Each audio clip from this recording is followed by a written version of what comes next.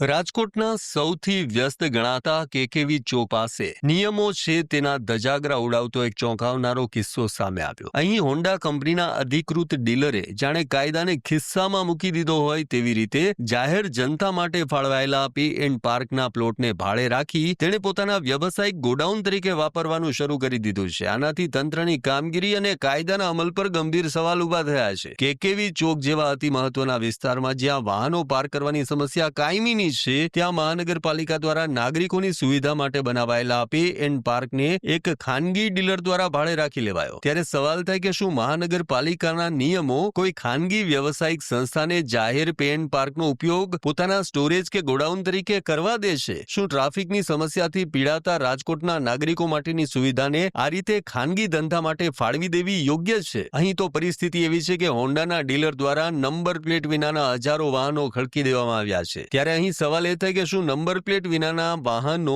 જે જાહેર જગ્યા પર ખડકવા એ આરટીઓ કે ટ્રાફિકના નિયમોનું ઉલ્લંઘન નથી? જો આ વાહનો અહીં પે એન્ડ પાર્કના નામે હોય તો શું તેનો અર્થ એ થયો કે ડીલર જનતા પાસેથી પાર્કિંગ ફી લઈને પોતાના નવા વાહનો પાર્ક કરાવી રહ્યો છે? આ તો કેવી લૂંટ છે! જો કોઈ સામાન્ય અકસ્માત કે ચોરી થાય તો નંબર પ્લેટ વગરના વાહનોની જવાબદારી કોની ગણાશે? આ બાબત સુરક્ષા માટે પણ જોખમી નથી? કેકેવી ચોક એ રાજકોટનો હૃદયસમો વિસ્તાર છે. ટ્રાફિક પોલીસ, મહાનગરપાલિકાના અધિકારીઓ અને આરટીઓ આ ત્રણેય તંત્ર આ સ્થળથી માહિતગાર હોવા છતાં આ ગેરકાયદેસર પ્રવૃત્તિ કેવી રીતે ચાલી શકે? શું મહાનગરપાલિકા, ટ્રાફિક પોલીસ કે આરટીઓ વિભાગની ટીમ આ દ્રશ્યોથી અજાણ છે કે પછી ગેરકાયદેસર ધંધા પર તેમની મીઠી નજર છે? જાણીતા ઉદ્યોગપતિ અને ડીલર સામે કાયદાકીય પગલાં લેવામાં તંત્રને શા માટે ડર લાગે છે? જો કોઈ સામાન્ય લારીવાળો ફૂટપાથ પર ધંધો કરે તો તેને તુરંત હટાવી દેવામાં આવે છે, તો પછી આ કરોડોનો ધંધો કરતી કંપનીને જાહેર જગ્યાનો દુરુપયોગ કરવાની છૂટ કોણે આપી? આ તો એવું થયું કે રાજકોટમાં કાયદો માત્ર સામાન્ય લોકો માટે છે, જ્યારે પાવરફુલ લોકો સરકારી સુવિધાઓનો પણ અંગત ફાયદા માટે ઉપયોગ કરવાની તેમને જાણે ખુલ્લી છૂટ આપી દેવાય છે.